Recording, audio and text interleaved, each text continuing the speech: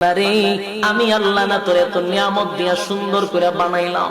এই আসমান বানাইয়া কোরআনের কোথাও বলি নাই আসমান সুন্দর করে বানাইছি, জমিন বানাইয়া কোথাও বলি নাই জমিন সুন্দর করে বানাইছি, গোটা সৃষ্টি জগৎ বানাইয়া কোথাও বলি নাই সুন্দর করে বানাইছি।